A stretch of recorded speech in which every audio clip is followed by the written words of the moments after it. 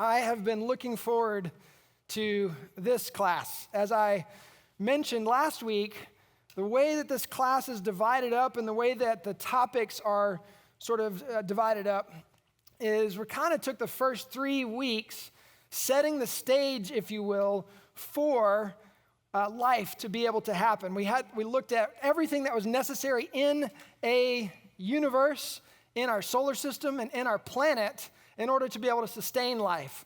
Now, for the next 3 weeks, we're going to dive into life itself, and it's just incredible. God's creation is off the chain incredible. And so we're going to look at some visuals and videos tonight that are going to hopefully help you get a better picture in your mind of things that you probably heard, big words in science class and things like that, but hopefully you're going to see tonight the beauty and the complexity and brilliance of God's creation in a way that you never have before.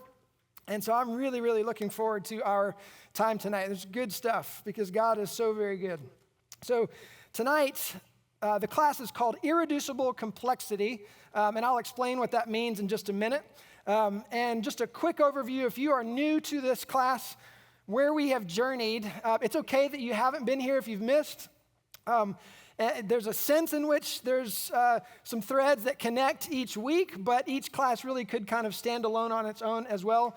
And so it's okay that you are just now joining us. I highly encourage you to join us the next 2 weeks because as we continue to look through a microscope in the incredible universe that's in the small world, it's just mind-blowing. It's off the chain incredible. So where we came from is first week we looked at everything that had to happen in the universe at the moment of creation and in the moments after in order to sustain life. And the probabilities that things happened is just infinitely small practically. And so the things that needed to happen in those first few moments are mind-blowing even to atheist scientists. They can't explain it. In fact, we even mentioned the fact that the multiverse concept is just a way to try and make sense of the fact that everything is so perfectly fine-tuned and set at exactly the right setting on a razor-thin edge that this could not have happened by chance. And so the multiverse is kind of like just buying a lot of lottery tickets, if you will. It's like, wow, the odds are really small with one lottery ticket, but if I buy a bunch, then the odds get better. And so it's just science's way of trying to make sense of the infinitely small probabilities that this thing happened by chance. And not only that, but we looked at a bunch of individual circumstances whose probabilities are very small. Now we also have to consider the fact that the odds of all of those things happening together in order for us to have life it really reduces down to almost infinitely small. It's incredible. So then the second week, we came a little bit closer to home in our solar system and looked at everything that is necessary within our solar system in order to have a habitable planet that is able to sustain life. And then last week, we got a little even closer to home in looking at our Earth and specifically focused on water, oxygen, and nitrogen and those 3 molecules and how they are perfectly fit and fine-tuned to sustain life. So we set the stage in order to have a habitable place where life could exist. Now we're going to look at the brilliance of God's creation in life itself. And so, one of the things, played this clip in the first week, but I'm going to play a little bit of a longer segment of it this week. Atheists affirm that the universe has the appearance of design. Life has the appearance of design. Atheists, doctors, and scientists affirm that the components of our body serve a purpose. They're just missing the fact that if everything in our body serves a purpose, then it makes a whole lot of sense that the whole being serves a purpose as well. And there can be no purpose unless there is a purpose giver. We can dream about things that we might think might be purposeful for our life, but unless there is a purpose giver, there really is no objective purpose for our life. And so atheists affirm that the universe has the appearance of design. And then, as you're going to hear the scientists say in just a minute, that Darwin came along and he gave supposedly a natural explanation to explain the appearance of design. And we're going to blow that out of the water tonight because it doesn't hold a candle compared to the brilliance of God's creation. So this debate, I'll tee it up again for you. This is John Lennox and Richard Dawkins. John Lennox is a Christian. Richard Dawkins is an atheist. This is a debate. They have at least 2, I think 3 debates that you can go and find online. I think that John Lennox gets the best of him every time. But Richard Dawkins is what I call kind of an atheist evangelist. Like, he's an atheist, but he wants you to be one as well, thinks that religion has done bad things and is trying to rid the world of religion, and has written many books and spent a lot of time trying to forward the cause of atheism, if you will. And so, but it is a lot of fun. They're both from Oxford and have, English accents, and so it's really fun to listen to them speak. They sound brilliant. And but anyway, listen to this question by John Lennox. He's the little short bald guy, and then Richard Dawkins is the guy who's speaking for most of the clip. Now, how do you account for the rational intelligibility of the universe? Well, John, you said that I believe that the universe is a freak accident, which is the opposite of what you believe. For many years, for many centuries indeed, it seemed perfectly obvious that it couldn't possibly be a freak accident because you only had to look at living creatures, the sort of magnificent diversity we see in this museum, and everything looks designed. And so it was clearly preposterous to suggest that it was due to any kind of freak accident. Darwin came along and showed that it's not actually a freak accident, but nor is it designed. There's a third way, which in the case of biology is evolution by natural selection, which produces a close imitation of something that is designed. It's not designed. We know that now. We understand how it happened. But it looks very designed. Now, the cosmos hasn't yet had its Darwin. We don't yet know how the laws of physics came into existence, how the physical constants came into existence. And so we can still say, is it a freak accident or was it designed? The analogy with biology might discourage us from being too confident that it's designed, because we had our fingers burned before the 19th century in thinking that biology, which looks so much more obviously designed, that we got our fingers burned there. So, I mean, at least he's honest. At least he's willing to say that there's no question that it has the appearance of design.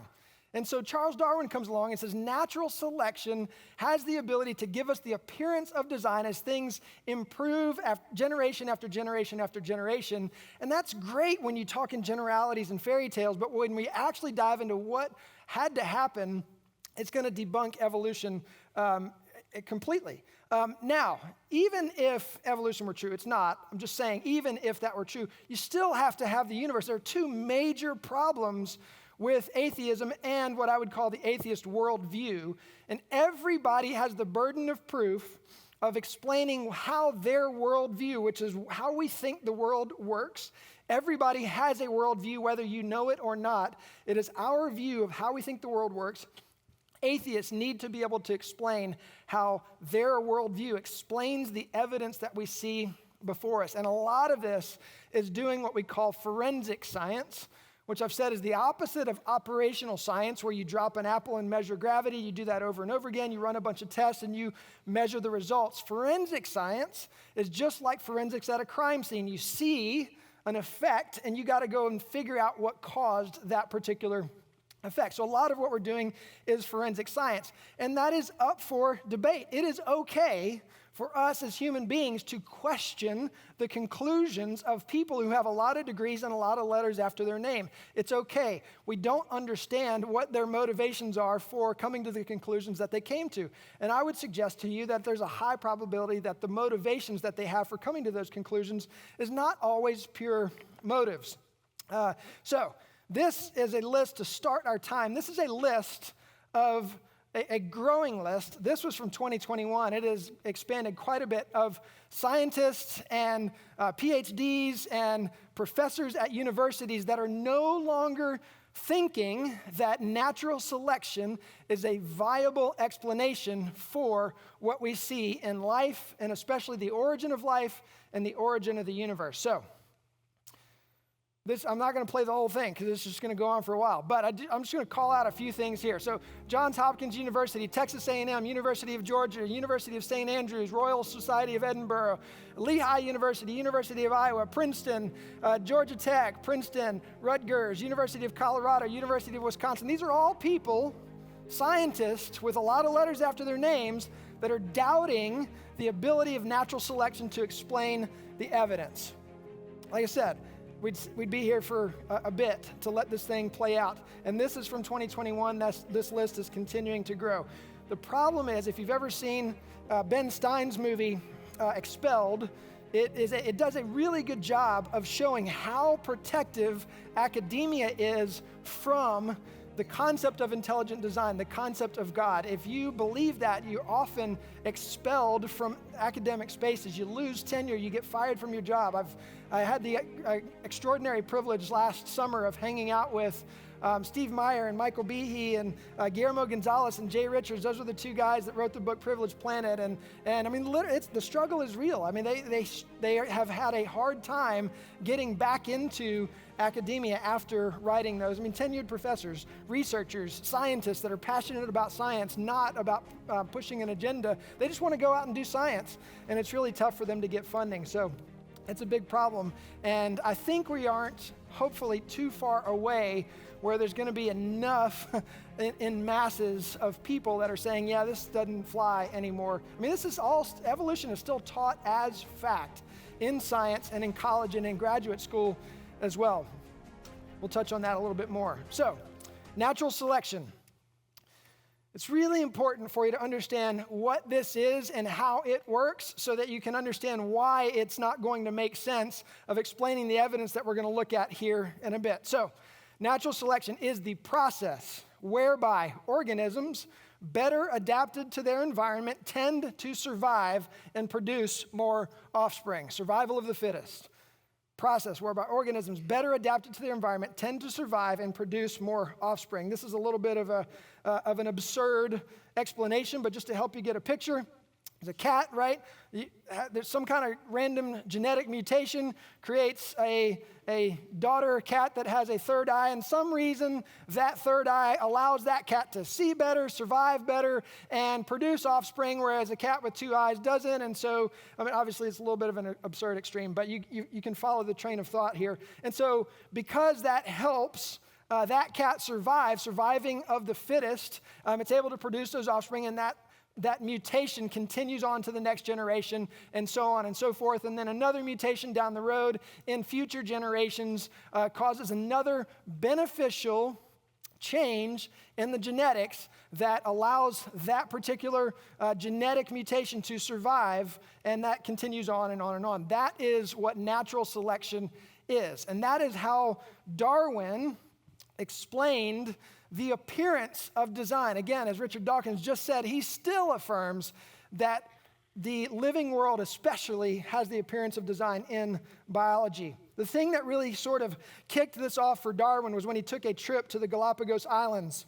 And he traveled there year after year and watched how these finches changed over time from year to year. And he said, he then extrapolated that, well, look, this finch had a longer beak, a deeper depth to its beak, and so it was able to help it survive. And then he extrapolated that change out over into this crazy theory without any evidence for it. And it's super important to understand where this happened in history, because this was middle of the 18th century. Science had no clue the complexity that is in a living cell. The simplest of cells is extraordinarily complex. Science at that time just thought a cell, which was the building blocks of life, they kind of had some sense of that, but just was the simple blob of protoplasm. And so it started with simple, and then over time it grew to more and more complex. Well, as we're going to see tonight, there is no such thing as a simple cell. When we think of the word simple, there is no such thing as a simple cell. So proof of evolution, nah, just kidding. Not proof of evolution. So this is what Darwin found, is that and this is not Darwin's research, this was later. But what what they found, this is from a graph that shows 1978, 1980, 82, 84, and this was the depth as they measured beaks and how it changed over time. Now, if evolution were true, if surviving of the fittest, if a deeper beak depth caused the finch to be more fit to survive, it was a beneficial mutation, then you would see that trend continuing in that direction, but that's not what they have found. It actually came back down. And so you can see that this actually changed both growing in depth and shrinking in depth over time. And what they also found was that there's a correlation between when those beaks were deeper and when there was a dry year. So what? Well, it's because if it's a dry year, the seeds that they were eating are deeper down into the soil, and so they have to dig deeper in order to be able to eat. And so the idea is that, you see, because in those dry years, these finches were able to survive, therefore that mutation, that change, was passed on to generations, and that advanced the cause. And so what scientists have done is they've extrapolated that out over time. Now, I would affirm microevolution. That's evolution within a change within a species. Evolution, very simply, is change over time. Right? I mean, the fact that my children look different than me is change over time, right? But what we don't see in science is evidence for macroevolution, which is the development of new species over time. So, and the other thing that's important to understand about this study is that you start with finches and you end with finches, right? So it explains the survival of finches, but it does not explain the arrival of finches. That's really important. It explains the survival, but it does not explain the arrival. Now, what we are continuing to learn about DNA and this concept called epigenetics and the complexity of how God designed our bodies to work, science still is figuring things out about this. And what they're finding is that DNA actually has these adaptations built into it, and epigenetics turns on and off genetics in order to adapt to their environment. So the fact that these finches were able to adapt to their environment, it's actually looking like that is programmed in. It's God's way of designing the ability to adapt to an environment, which is just incredible. So again, Darwin thought that a cell was just a simple blob of protoplasm. He had no clue what we began to see as our scientific instruments began to improve. So now we're able to see these incredible, elaborate, microscopic worlds, these in the realm of Ant-Man, if you follow Marvel at all, worlds so small that 4 billion single-cell bacteria can fit in that little thimble, 4 billion, and just rich with these complex molecular machines. Darwin didn't have a clue of this kind of complexity. And so at the very basis of life, where molecules and cells run the show, there's all these little molecular machines. You're going to see some of that tonight. Your mind is going to be blown, or at least mine is, so just sharing my excitement because this is crazy cool stuff. So molecular trucks that carry things from one side of the cell to another. When you look at a cell itself and the delivery systems that are in place, the communication systems within these inside of a cell, and then how cells communicate with each other, deliver things to each other. I mean, they literally build and remove highways to move something from different things within their cells. They're called microtubules. Literally, we'll build a microtubule to move something from here to there on the other side of the cell, and then remove that microtubule. It's just fascinating and mind-blowing. You'll see a little bit of that tonight. So, Michael Behe is a scientist who, in the early 90s, began to question natural selection's ability to explain the evidence. He got all the way through his PhD before he ever heard one shred of evidence against evolution. It was always taught as fact. He always assumed it was true. He was never ever presented with counter evidence all the way through his PhD. And listen to a short blippet of his testimony here. I remember the first time I looked in a biochemistry textbook and I saw a drawing of something called a bacterial flagellum with all of its parts in all of its glory. It had a propeller and the hook region and the drive shaft and the motor and so on. I looked at that and I said, that's an outboard motor. That's designed, that's no chance assemblage of parts. Behe's reaction was not surprising. For For the molecular motors that drive bacteria through liquid, each depend upon a system of intricately arranged mechanical parts. These parts come into focus when portions of a cell are magnified 50,000 times. Biochemists have used electron micrographs like this one to identify the parts and three-dimensional structure of the flagellar motor.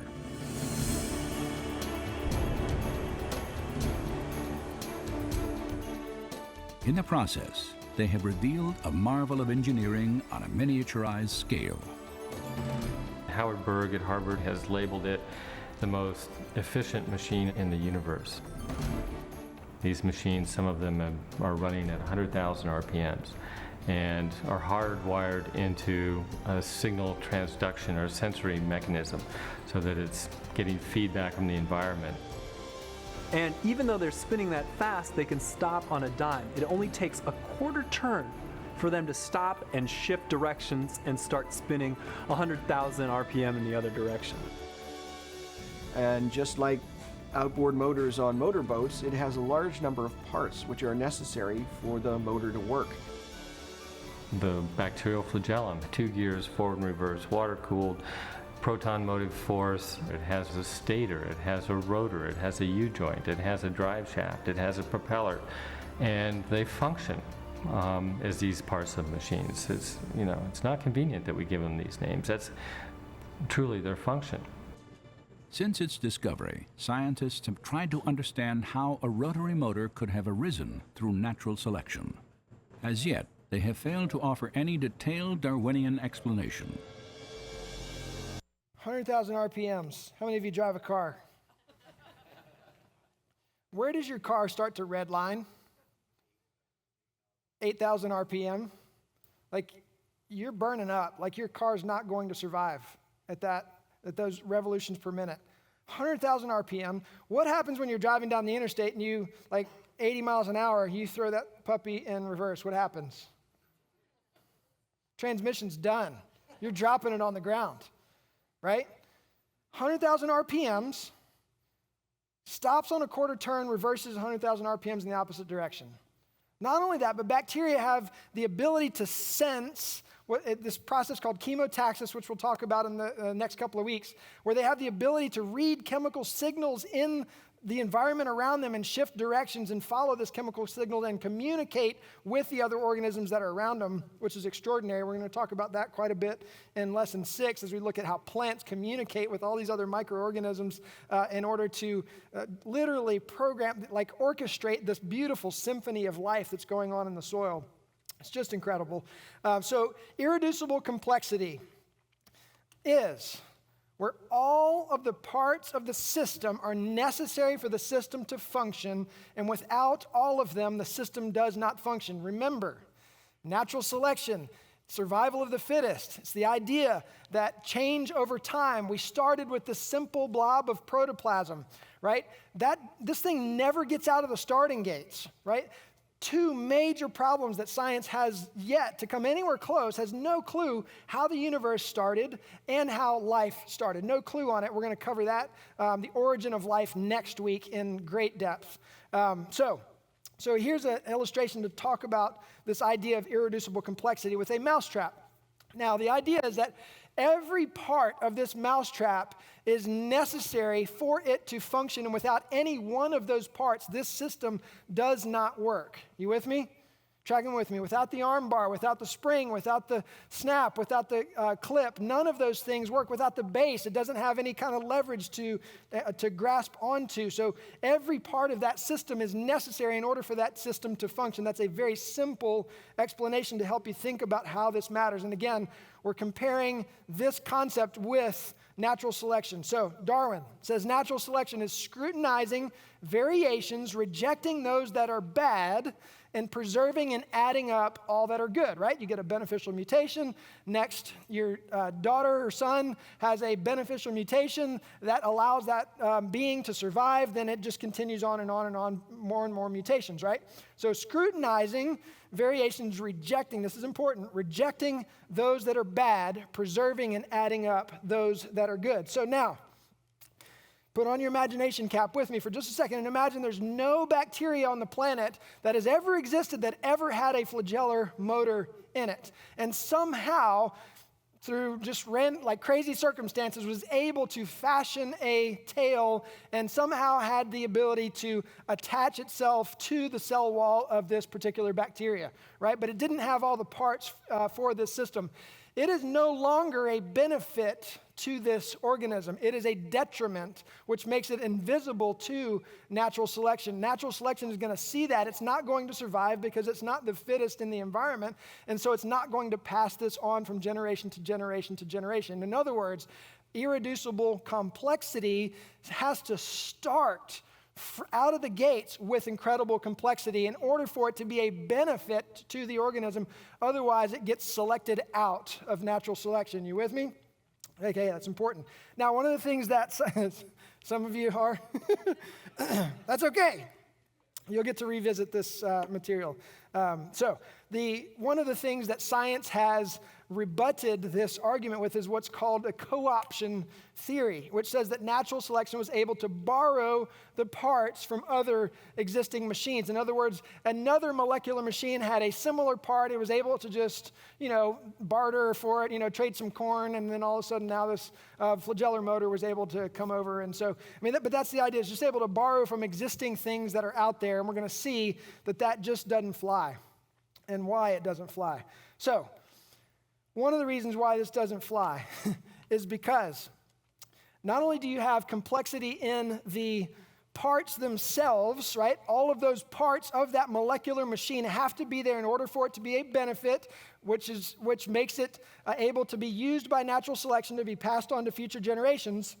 But the assembly of those parts is incredibly complex, which is then based on a building manual, blueprints that tell this thing how to function and how to build itself, and we're going to dive into that next. So this is a video that is going to explain how this thing gets built, because it's like building a house. If you were to think about that with me, if you just say, raise your hand if you've built a house or had somebody help you build a house, you've been through that process, right?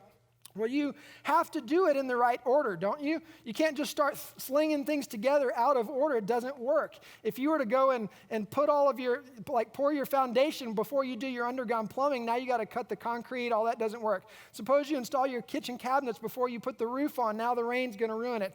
It has to be built in the right order according to a very detailed set of blueprints, and we're going to see that the blueprints of life make building the I-4 eyesore look like nothing, right?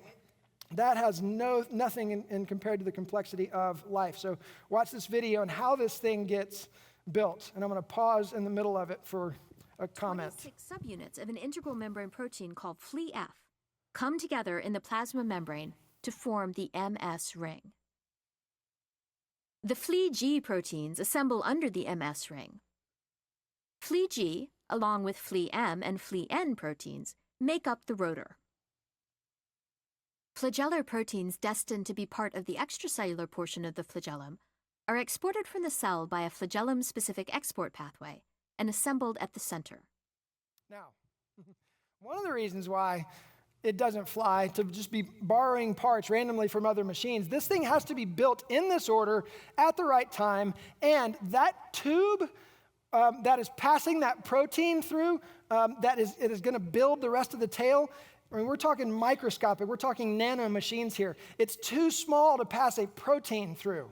So in order to build the thing, it's got to actually pass the amino acids through. It's got to send an assembly machine out to the tip of this thing to get the amino acids, which we're going to see how this process goes in just a little bit, and then build the protein there on site, right? Because it has to be built in the right order or it does not work. Mote A and Mote B form the stationary part of the flagellar motor, the stator. Both are integral membrane proteins, but Mote B is also anchored to the rigid peptidoglycan layer, keeping the stator proteins fixed in place. This is the cell wall right here. So the subunits of the rod portion of the rotor move up through the hollow cylinder in the assembly, and assisted by cap proteins, build up the rod in a proximal to distal fashion. Another set of rings, called L and P rings, are found in gram-negative bacteria such as E. coli. They penetrate the outer membrane, forming a bearing for the rod. As the rod cap is exposed outside the L-ring, it dissociates and is replaced by a hook cap that guides the assembly of the hook proteins. That guides the assembly, that builds it. After in the hook order. is assembled, the hook cap dissociates, and a series of junction proteins assemble between the hook and future filaments. Again, that channel is too small. It has Finally, to build it yet out another at the cap tip. is built, and filament proteins assemble. Like the rod and hook proteins, they travel through the hollow channel inside the filament to reach the distal end.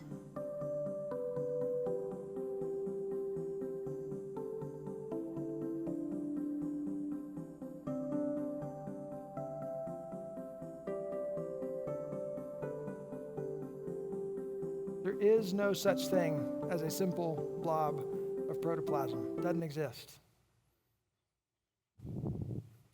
Now, it doesn't stop there. Because those proteins that make up the parts, the Fli F, the Fli G, all of those things, those are all proteins which are also made up of what are called amino acids. They're made up of amino acids, which are the building blocks of proteins, which proteins are the building blocks of life. So, and these amino acids have to be assembled in the correct order. They fold into proteins, and those proteins serve different functions depending on their shapes. And what we're going to see in just a minute is that the order of those amino acids is crucially important to the function of this. So not only do you have irreducible complexity in the parts of the system, but the building blocks of those parts have to be assembled in the right order. And again, those are made up of amino acids, which we'll take a look at here in just a second. Now, does anybody remember from our talk how many amino acids are there used to form life? Every living thing is made up of how many amino acids? You can cheat in your book. What? 20. Yes, that's exactly right. There are 20 amino acids, and they have to be assembled in the right order, or the system does not function. So 20, you can kind of think about this like letters of the alphabet. There are a lot of different combinations of letters, most of which actually don't form anything functional when it comes to communication and information. It ends up just being gibberish. So here's a little analogy to help you think about this. Here are some letters that reads, take out the trash, but if you were to take those letters and reassemble them in just random order, it actually is gibberish. And the same is true with amino acids in your body. If it doesn't make sense for your body, if there's something in your body that doesn't function, that doesn't serve a purpose, what's your body going to do? It's going to get it out. Like it doesn't belong here. Let's get it out. Let's take out the trash, if you will. So just like these letters, amino acids have to be built in the right order, or it doesn't work. So that chain of amino acids, after it gets formed, ends up folding onto itself, creating a complex three-dimensional shape, like those different proteins, many different proteins that assemble into the bacterial flagellar motor. And that's just one molecular machine in a very simple bacteria, right? But every function in your body, breathing, seeing, transfer of oxygen, all of that's tasting, like it all depends on many, many, many, many, many complex molecular machines. Now, doesn't stop there. So we have irreducible complexity in the parts of the machine, the parts of the machine, but then also you have to have the complexity of the machines that build the whole thing as well. But then it doesn't stop there. There's another level of irreducible complexity that really blows the idea of co-option, borrowing from other parts out of the water, because all of that depends on a highly complex storage information in molecule called DNA, which you've heard quite a bit about, I'm sure.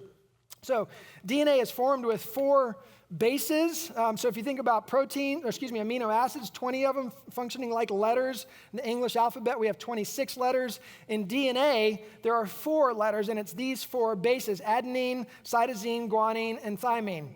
Now, these function like a computer code. If you think about computer programming, we use what's called binary language. It's ones and zeros, it's ons and offs, if you will, that we program everything with.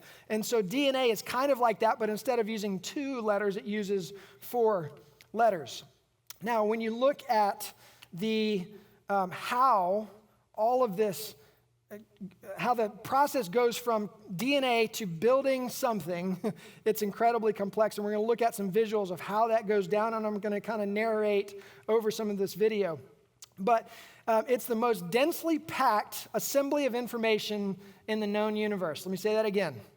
It's the most densely packed piece of information in the known universe. And I'm going to show you something in just a little bit that's going to just blow your mind. So we're going to watch this video, and we're going to look at the process of what happens when you cut your arm, as an example, and you have to go and repair those skin cells and tissue cells and things like that. Your body has to go and find that segment of the DNA. It's like going to the Library of Congress, knowing exactly where to go, exactly the right time, and in extraordinary speed, copying that information, taking it to the manufacturer, building the protein, then delivering it where it needs to go so that your body can heal itself. And so that's the kind of thing, whether it's building a new human being or whether it's repairing something in your body, this process is extraordinary. How do we get from information from the blueprint to protein itself? So I'm going to kind of talk as we go here. So this is gene transcription, which is copying DNA into what's called RNA out here. So this is a strand of DNA, and highly complex molecular machines. This is a real-time animation of this process. Not only does it have to be able to copy that quickly, but it has to have the pieces entering into those molecular machines to be able to copy that information incredibly fast. So this is happening billions of times in your body right now. As we're sitting here, this is going on in your body at extraordinary speeds. Highly complex molecular machines making this happen. There is no such thing as a simple blob of protoplasm.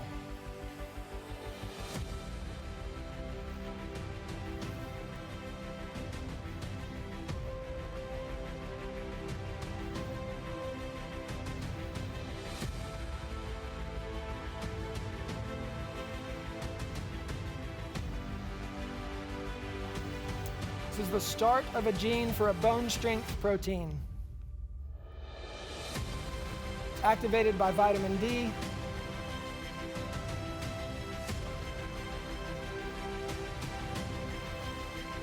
Starts to gather all the molecular machines that are necessary to make this happen, and then it begins to transcribe it, to copy the instruction manual. Then it's going to take that copy of the instructions, and we're going to see what happens with that in just a minute. So it's copying DNA, it's creating RNA.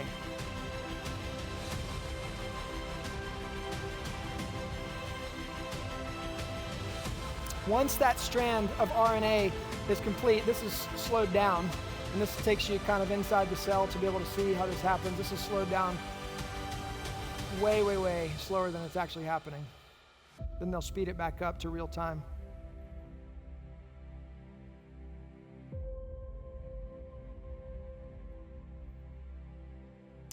So that's at real-time speed, how fast it's copying that genetic information to create that RNA strand,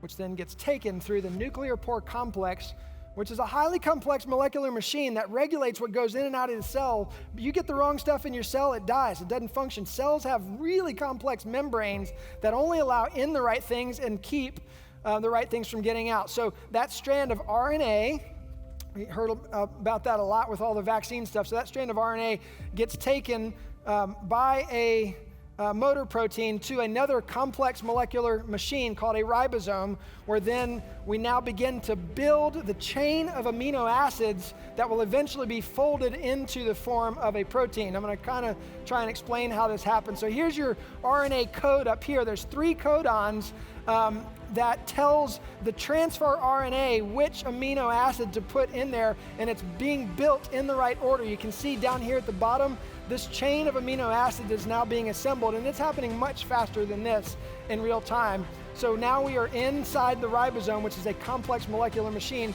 drawing all of this stuff out of the environment around it in the right order, at the right time, and at crazy speeds. So this is the chain of amino acids that's coming out here down at the bottom, which then gets taken to another complex molecular machine where this protein then gets folded into the shape that it will eventually be that it will eventually be in order to be used for whatever function it is designed to accomplish. And everything in life requires proteins. It's used to build the structure of our bodies. It's used to create signaling molecules, to turn on and off functions, to turn on and off genes, to regulate things at just the right time. Did I say already there's no such thing as a simple blob of protoplasm? Once it gets folded, then it's got to be taken to the other parts of the cell. This is a kinesin motor protein, a highly complex molecular machine that's taking a shipping crate full of stuff to the other side of the cell. This is inside the cell, right? It's carrying things to the other side of the cell. Now, DNA, I just get chills. This is crazy. If you were to stretch out a strand of DNA in your body, real size, actual size, stretch it out, it would be 6 feet tall. It would be my height. But your body, not only is DNA complex and the molecular machines that take all of the stuff and build proteins complex, but just the ability to shrink DNA, to wind it up so small that it can fit inside of a cell where hundreds of cells can fit on the tip of a ballpoint pen, that is incredibly complex as well. The ability to stretch something that's 6 feet long, not quite as tall as Marius, but still tall, is able to wind that up into a cell where hundreds of cells can fit on the tip of a pen.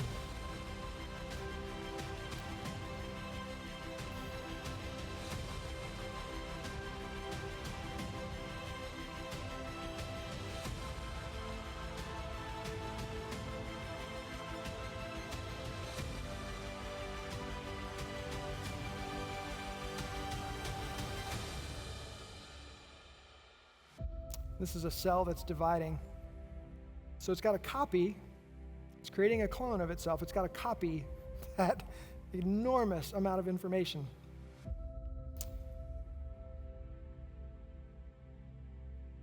So now we've gone from 1 cell to 2 cells. There is no such thing as a simple blob of protoplasm. There is more information in the DNA of a single cell amoeba than there is in an entire set of encyclopedia. Now, for some of you in here, an encyclopedia is a set of books that we had growing up before Google, where if you wanted to find out about bats, you went to the bee book and you looked up bats in the book. Extraordinary amount of information in a single cell amoeba, much less our bodies. Bill Gates, DNA is like a computer program, but far, far more advanced than any software ever created. Far more advanced than any software ever created. Now, one of the things that science has tried to do is to say that this didn't necessarily happen by chance, but it could have happened by necessity, where the laws of chemistry caused these things, caused this information to be built in the right order. That doesn't fly as well. So this is just a little example here. This is a little magnet board right here with some magnetic letters. Where chemistry does come into play is in causing those 4 letters to fix itself to the DNA strand itself. But what is not controlled by the chemistry is the order of those letters. You with me? So the magnets here, it's kind of like the chemistry that cause these things to stick to the board itself, but that does not control the order of the letters. So that doesn't fly in science. And so this is just as beneficial in science, whether it's this gibberish right here, same letters, or whether it has information in it here. So chemistry does not control the order of the letters in the DNA strand, which creates the information. You with me? Okay. Now, it is the most densely packed bit of information in the known universe. Prepare to have your mind blown here.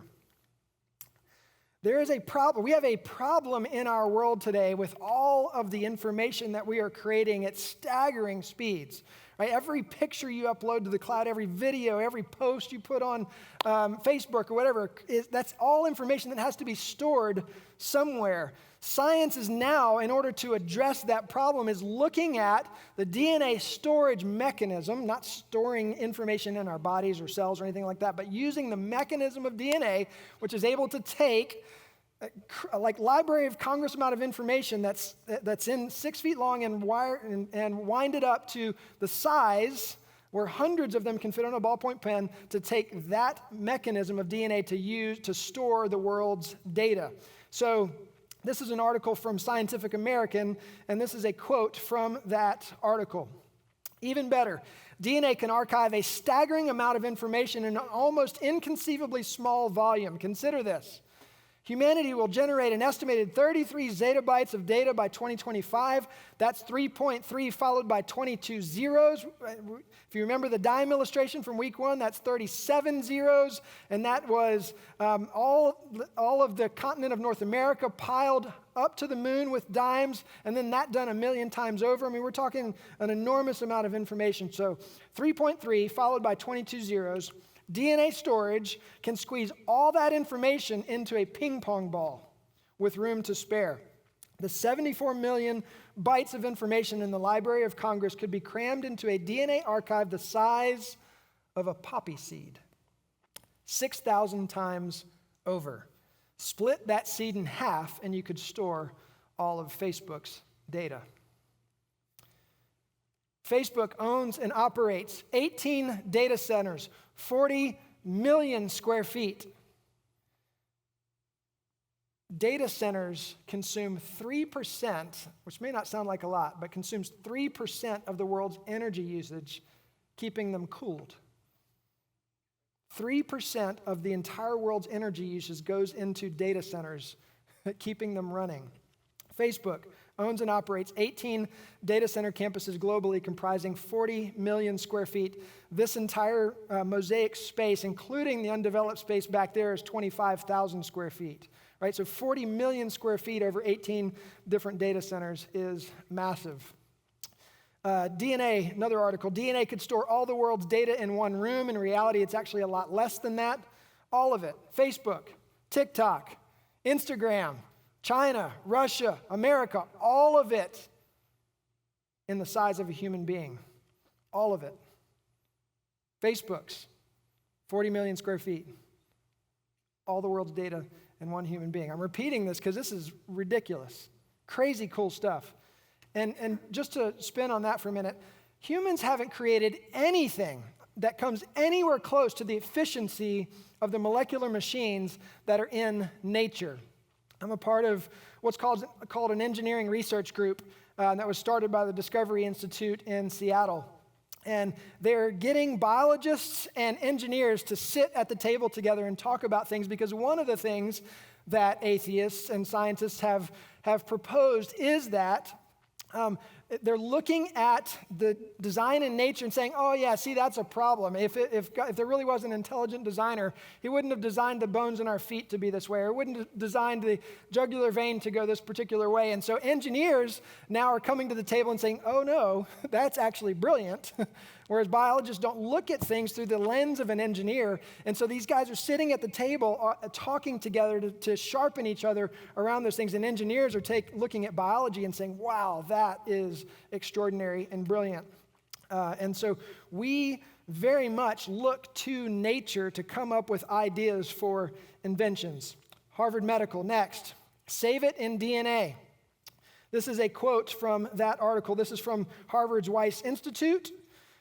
What makes DNA so appealing for data storage is, number one, it's high density. You can store a lot of data in tiny amounts of mass. Number two, stability.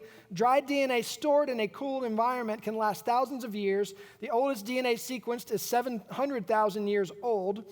Number three, energy efficiency. It doesn't take much energy and space to store DNA. Just enough to keep it cool.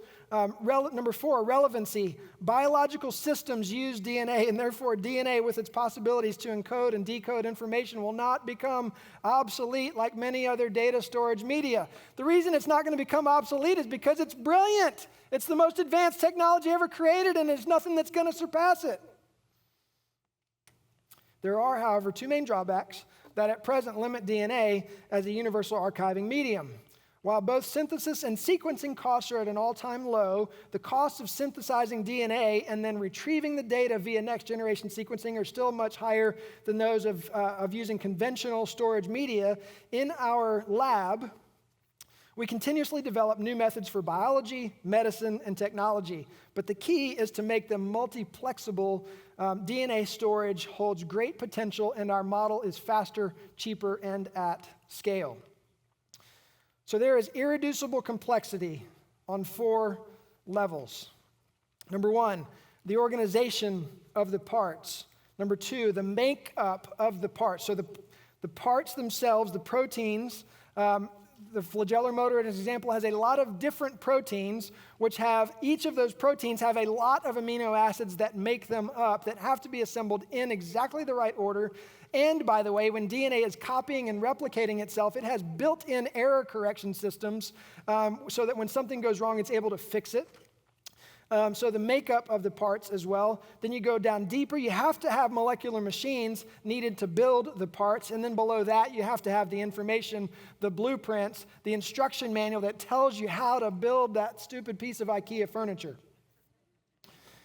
Instructions is information, which leads us to this next illustration. SETI, science knows that information comes from intelligence.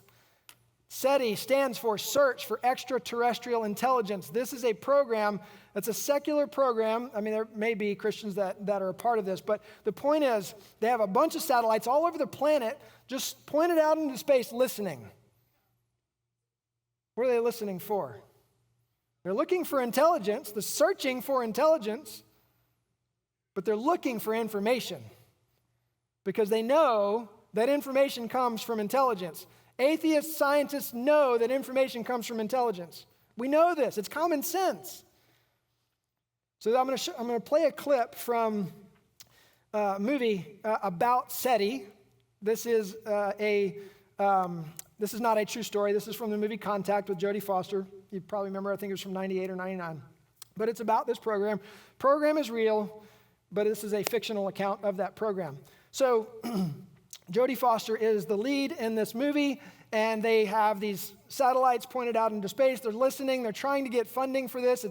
It's dramatic, and there's tension because, man, they're just years and years and years of listening and nothing, no information from outer space. And all of a sudden, whoa, mind-blowing, she begins to get information. That's the fictional part of this story. But she says something at the end of this clip that I want you to pay close attention to. No pop quizzes today, though.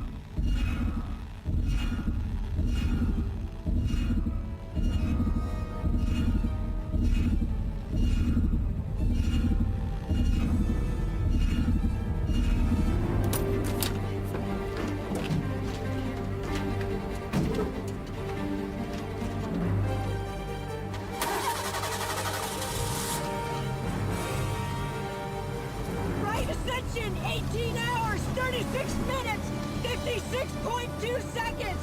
Declination plus 36 degrees, 46 minutes, 56.2 seconds. In the soullessness, that's only people are. Confirmed! Right ascension, 18 hours, 36 minutes, 56.2 seconds. Hey, is anybody awake in there? I'm moving the array. Confirmed! Boss has a bogey. Right ascension, 18 hours, 36 minutes, 56.2 seconds. Declination. We're on it. Plus 36 hours, 47 minutes, and 1 second. Strong possible pulse chain on subarray forms. I'm moving the rest of them now, and I need you to confirm the coordinates. Check the status of the array. She's doing all the dishes. All systems nominal.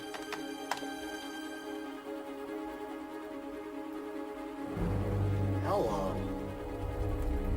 I need a full systems check. Coordinates confirmed. Willie's checking the system now. Stay on top of the system's diagnostics. Check the reference pointing offsets, and I want you off axis on 27 the second we get there. And tell Willie to break out the big boy. Copy that. Willie, yeah, go, Ellie. Because I can hear it on the headphones. So we gotta be sure about this. Give me another array status. Her 4 are online, the rest are tracking in. Your 4 are online, the rest are tracking in. But there's a bad drive on 16. Your 4 are online, the rest are tracking in, but there's a bad drive on 16. Copy that? What do you want me to do about the source queue? Look, forget about it and hold the queue. Go get ready to set the target frequency to manual. Second we're aligned. Did you copy? I want you to go off axis on 27 the second we're there. And leave the yellow frequency where it is. Stay on it, fish, don't let it get away. If you lose it, just scan the bin. Run every frequency you can think of.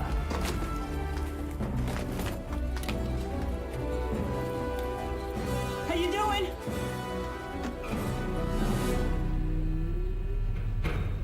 Talk to me, guys. Partially polarized set of moving pulsars, amplitude modulated. We're locked. Systems check out, signal across the board. What's the frequency? 4.4623 gigahertz. Hydrogen times pi. Told you. Strong sucker, too. I got it. I'm patched in. All right, let me hear it.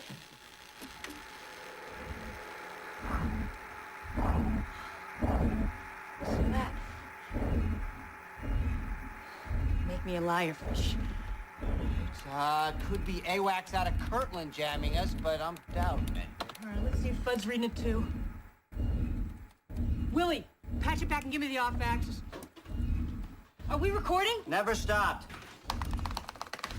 Thank you, Elmer. AWACS status is negative. Now, what about White Sands? On this frequency, no. All right, I'm gonna punch up the darks. How's the spine tonight, guys? Come on. All right. NORAD's not tracking any snoops in this vector. Shuttle Endeavor's in sleep mode. Okay, point source confirmed. Whatever it is, it ain't local. Position? I checked interferometry somewhere in Lyra, I think. Vega? Can't be. It's only 26 light years away. Hey, what's the peak intensity? Coming up. Vega, man, I scanned it a bunch of times at Arecibo. It was negative results, always. Got it. Reading over 100 jet skis. Jesus. Pick it up on my...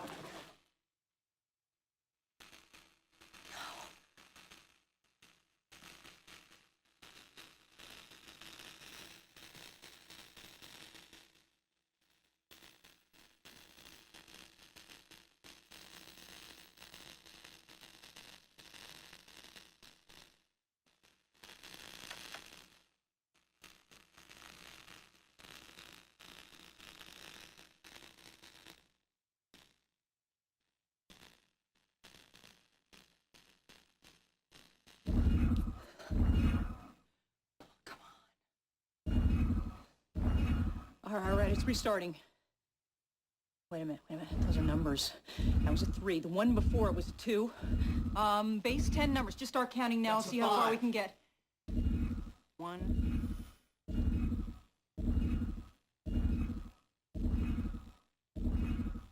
Seven.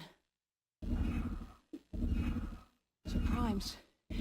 2, 3, 5, 7. Those are all prime numbers. And there's no way that's a natural phenomenon. No way that's a natural phenomenon. Science knows that information comes from intelligence. Why does that matter? Because DNA and these complex molecular machines is positive evidence for an intelligent designer. Why does that matter? Because one of the things that atheist scientists accuse us of regularly is what's called the God of the gaps argument, which says we don't understand something, throw in this fairy tale God to explain it. We don't need to understand. That seems antithetical to science, But what we've been discovering and will continue to discover is that good science actually trusts that the world and the universe is ordered so that we can actually go and study it and understand it. And we're going to see that the history of science actually started out of Christians looking to go and discover how God had revealed himself in nature. So we know that information comes from intelligence and that messages come from minds.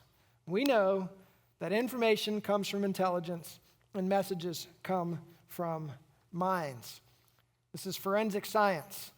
Remember what we've been saying. Science doesn't say anything, scientists do. Science doesn't say anything, scientists do. It's okay to question the conclusions that scientists come up with to explain the evidence. Now, this is a simple analogy.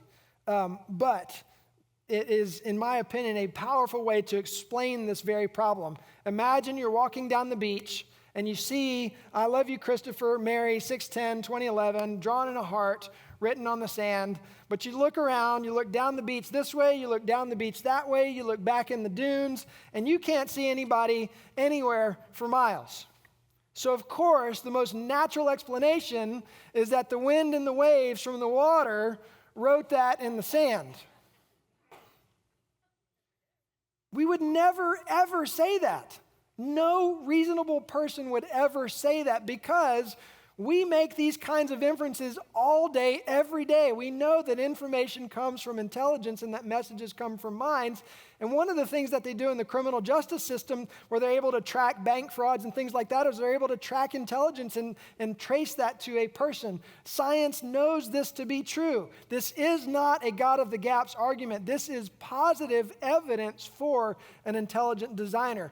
The only source of information that science has ever known comes from intelligence. That's all science has ever observed. It's all you've ever observed. We've never seen information collected from natural forces. Remember, we've only got 4 forces in nature, right? Gravity, the weak force, the electromagnetic force, and the strong nuclear force. That's it. So you have to explain how information originated with those 4 natural forces. It does not make any sense whatsoever. Easy for me to say. Zero evidence in science. Zero. None. For how proteins could assemble themselves without genetic information. There's no evidence for it in science whatsoever, right? And remember, these are atheists that are supposed to be beacons of reason and intelligence and knowledge and study and information. No evidence for it whatsoever. There's no evidence for how life can form or what that form of life even looks like without these complex chains of amino acids. And we're going to dive more into this next week. Our 5th class is called Let There Be Life. We're looking at what is called abiogenesis, which is, you recognize Genesis in that? Bio is life. A is the formation of life from no life, right? The opposite of life. So it's the formation of life from no life. We're going to look at that next week and show you that science does not have a clue how life came to be. There is no evidence that even if a cell could form, how it could replicate itself without the machines that are necessary to do it. There's no evidence for how natural processes could have created the extraordinarily complex DNA molecule. No evidence in science whatsoever. And like Dawkins said in that video, the universe hasn't yet found its Darwin. There is no explanation for the incredible fine-tuning and design that we see in the universe. There is, without DNA in many complex molecular machines, there is no self-replication. Pay attention. Without self-replication, there is no natural selection. The entire mechanism is based, the entire foundation is based on creating new generations, being able to replicate themselves over and over and over again, that supposedly mutate randomly, create beneficial mutations. Those natural selection selects out bad mutations, but calls for good mutations to move forward. There's no evidence for how life could have started without extraordinarily complex machines. Right? So there is no simple blob of protoplasm. Have I said that yet? This is important. This simple creature that was the start of life from no life is an entirely imagined creature. Science knows of no organism that isn't made up of these incredibly complex proteins with DNA and with assembly machines and replicating machines and transport machines, et cetera, et cetera, et cetera. This is believing something on blind faith without evidence based on fairy tale stories. You with me? But this is taught as fact. You don't question it in school. This is taught as fact in the public school system and in the university system and in the graduate system. As I mentioned to you, Michael Behe, who began to question this in the 90s, did not hear any counter evidence to evolution whatsoever until after he had received his PhD. So here's a little illustration to kind of help us think about this idea of faith. There is a leap of faith, right? And it's right here. I didn't see anybody write that in the sand. I didn't see anybody write John Loves Mary in the sand at the beach. So I got to have a little bit of faith. But is it fair to say that it's reasonable to say that somebody named John wrote that message to somebody named Mary and that John was an intelligent source of that information? Is that safe to say? Is that reasonable? Absolutely, it's reasonable. Very reasonable. So there's a little leap of faith. But faith isn't a bad thing. We use faith all the time. When you go in and get a prescription from Walgreens, right? You do a whole lot of trusting. Faith is just trust. Do a whole lot of trusting that that little pill is made up of what the doctor wants it to be made up of, right? A lot of faith there. We use faith all the time. When you go through the drive-thru at McDonald's or Chick-fil-A or whatever, there's a whole lot of faith in what they put in your bag and that they didn't spit in it or do something crazy in it, right? We exercise faith all the time. Faith is not a bad thing, right? We trust all the time. We can't function in life without trust. So faith is not a bad thing. Faith is not anti-reason. Faith is not contrary to evidence. In fact, I would suggest to you that we are called to an evidential faith. And God has made himself known in the things that have been made. He has given us mountains and mountains and mountains of evidence. In that book, I Don't Have Enough Faith to Be an Atheist, because there is an extraordinary leap from the evidence for atheism, naturalism, which says there's nothing supernatural, materialism. There's an extraordinary leap of blind faith between the evidence that we actually have for that worldview and the reality that that worldview is true. They're believing a whole lot of fairy tales without scientific evidence. And the reason I say that and kind of am harping on it a bit is because that is what we tend to get accused of, right? But you and I are called to love God with all of our heart and soul and mind. We aren't called to check our brains at the door. We need to be equipped to deal with these things. I promise you that your kids and grandkids are encountering YouTube videos and podcasts and TikTok blippets of information about why there can be no God, why evolution is true, why natural selection is true. I promise you, they are being bombarded with it. So you and I have to be better equipped as the church to interact with these things. It's crucial. It's vital. And those theories continue to get perpetuated, and I'll just use this as a little bit of an absurd analogy. So you see, in the early earth, there was a cell phone that needed energy, and there was fire from a lightning strike that is a form of energy. Now, if somebody were to tell you that, no way you would believe that. Ridiculousness. Why?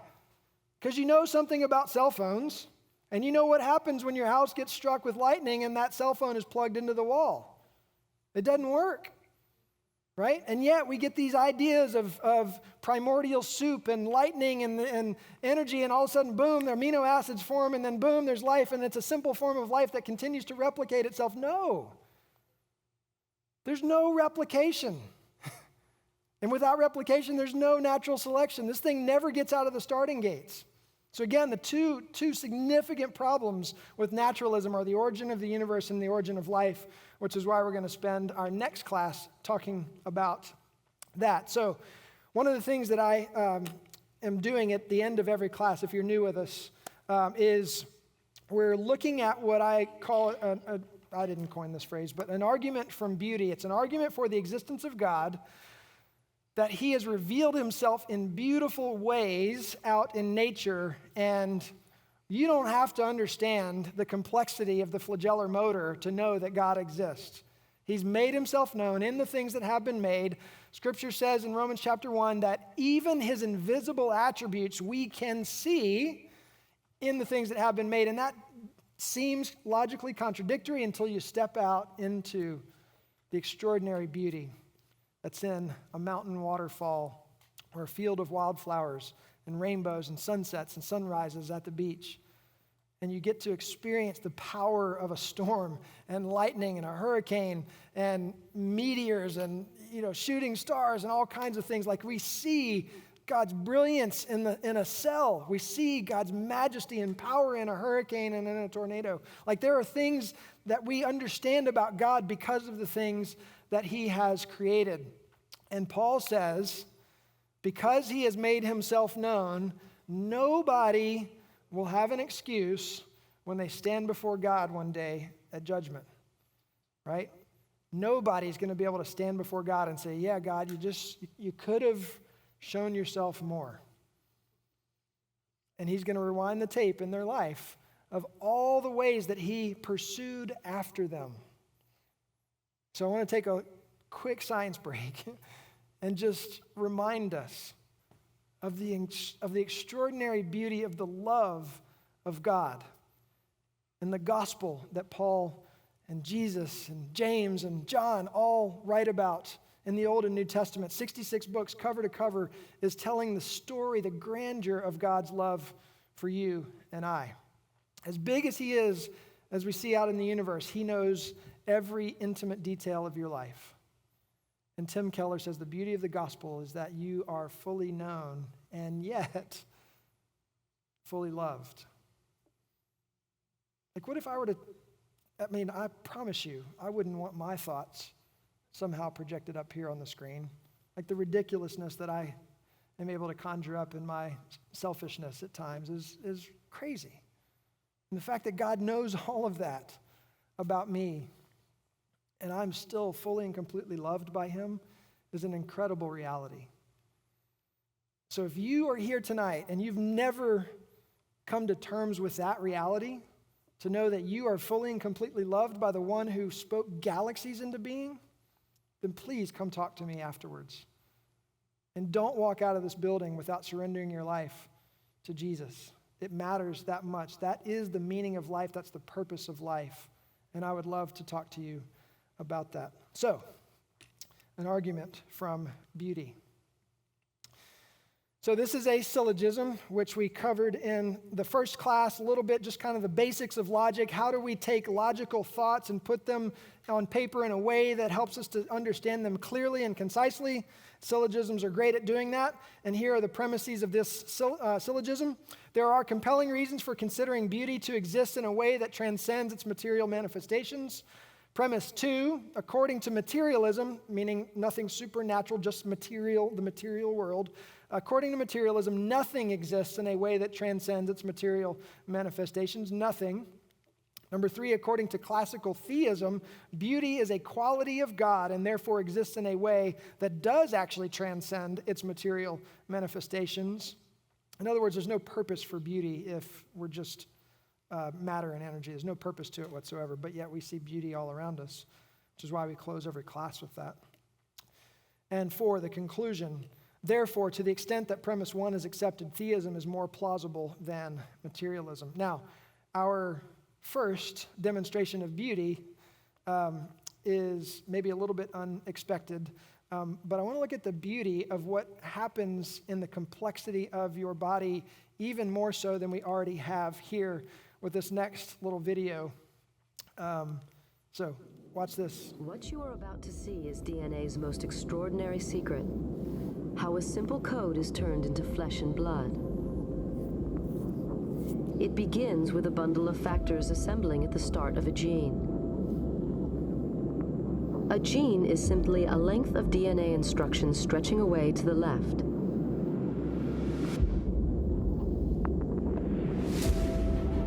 The assembled factors trigger the first phase of the process, reading off the information that will be needed to make the protein. Everything is ready to roll. 3, 2, 1, go. The blue molecule racing along the DNA is reading the gene. It's unzipping the double helix and copying one of the 2 strands.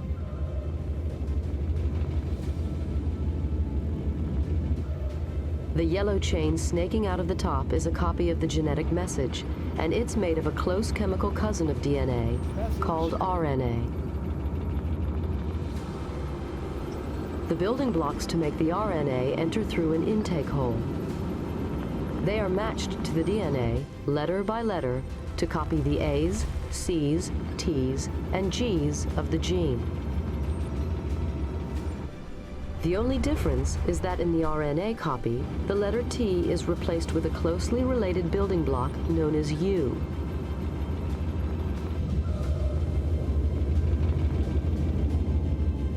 You are watching this process called transcription in real time. It's happening right now in almost every cell in your body. This visualization isolates a single chromosome at mitosis. Mitosis is when a cell multiplies by dividing into 2 identical cells. The chromosome contains 2 identical copies of DNA. Each DNA molecule is packaged up into one of the sausage-shaped chromatids. Sticking out from either side are microtubule fibers from the mitotic spindle used for orienting and guiding the chromosomes to their correct positions. This is all inside one cell. The red region is the kinetochore, which works as the interface between the microtubules and the chromosome. The kinetochore is one of the largest and most complex molecular mechanisms inside living cells, with multiple functions to perform. The kinetochore is central to the movement of the chromosomes and is able to hang on to the dynamic ends of the microtubules. It is also a mechanical tension sensing system, which is able to feel if everything is correctly attached and positioned. It is also a stop signal broadcasting system, sending out chemical signals to the rest of the cell about whether it is ready to undergo separation of the chromosomes. This kinetochore has sensed that the tension is just right and the chromosome is correctly positioned and attached. The last little bit remaining red is the stop signal broadcasting system. It is carried away by a dynein motor, walking down the microtubule away from the kinetochore. These are molecular motors involved with a directed transport along the mitotic spindle. The orange proteins walking to the left are kinesins, molecular motors carrying proteins on their back. Striding from the kinetochore on long molecular legs are dynein, carrying the stop signal broadcasting system.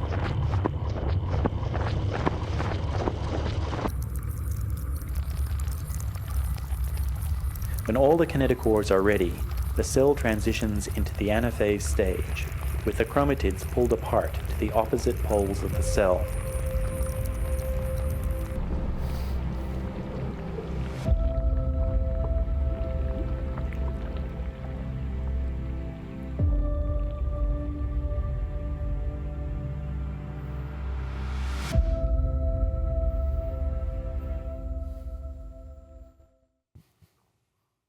If you don't have chills, I need to come check your pulse.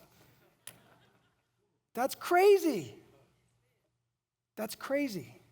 Like that's happening in your cell when your cells divide and replicate themselves. That's happening right now in your body. Incredible complexity. This is what it takes for replication in order to support natural selection. This didn't happen by chance. This didn't happen with the only four forces in nature. This is a keratin structure and an immortalized human skin cells, which are increasingly important tools for medical researchers. This is a dandelion up close. This is a tapeworm head. Spores of lily pollen. An embryonic chick brain, part of an embryonic chick brain. Sensory hair cells in red and the neurons in green reveal the structure of rat cochlea, which is part of the inner ear of a rat, down in this molecular universe. A daddy long leg eye. 2 Maestra butterfly eggs nestled together on a leaf. Now we are going to look at pollinators in week 6. And like when you understand what it takes to go from a caterpillar to a butterfly, you'll also see, remember there's next weekend, the week after, I mean, it's just going to continue to pile on. There is no way that natural forces caused all of this. Mouse embryo wall. This is from, a lot of these photos are from what's called Nikon, which is a camera, Nikon Small World. And so they have photo contests for these super tiny things. And it's really fun to just scroll through and look at the pictures. This is the cross-section of a celery stick. Cross-section of a celery stick. Incredible. And my computer is, there we go. So this, in the white, these are trichomes which protect plants against extreme weather. The purple is the stomata, which regulates the flow of gases. That's the breathing apparatus. You're going to see that in real time next week, I think it is. So that is how plant leaves breathe out the oxygen that we breathe in, and then they breathe in the carbon dioxide that we breathe out. That's not an accident that we balance each other in that way. So next week, we're going to look at let there be life, the idea of abiogenesis, forming life from no life, and we're going to examine whether natural forces could have caused that to happen, and I'm going to go ahead and spoil the movie for you. It couldn't have happened. But it's like watching the Titanic. You still enjoy watching it, even though you know what's going down. So, because of several of you suggesting, we are going to close our time with a worship song to respond to God's extraordinary beauty and brilliance. And so, Josh led us last week and is going to lead us again today. So, just as he sings and we sing with him, just again. Allow your heart to express to God what he has revealed to you in the things that have been made, the incredible beauty. You can go ahead and stand.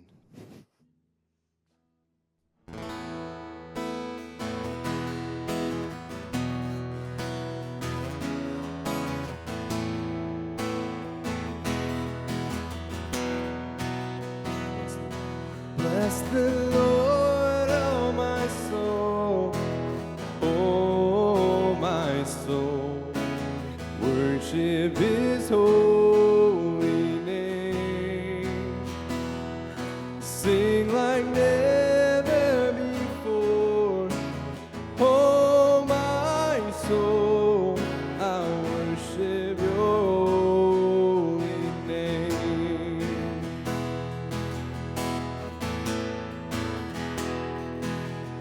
The sun comes up, it's a new day dawning. It's time to sing your song again. Oh, your goodness I will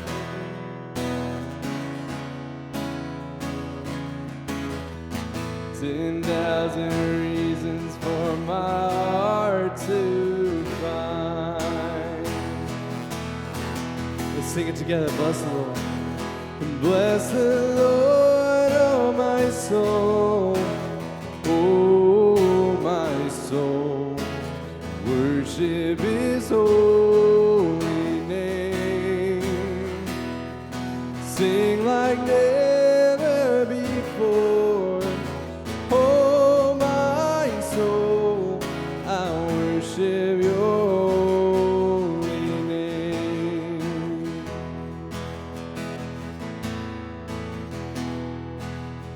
You're rich in love and you're slow to anger.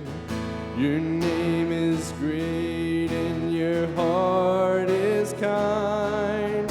For all your goodness I will keep on singing. 10,000 reasons for my heart to find. Oh, bless the Lord, and bless the Lord, oh my soul, oh my soul, worship His holy name, and sing like never before, oh my soul, I worship Your holy name. Let's sing it again. Bless the Lord. And bless the Lord.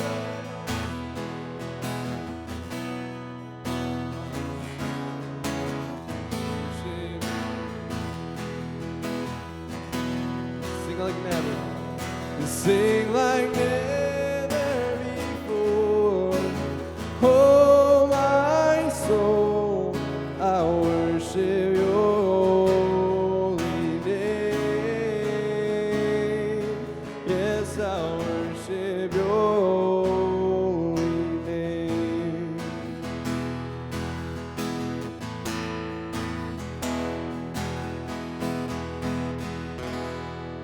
Amen.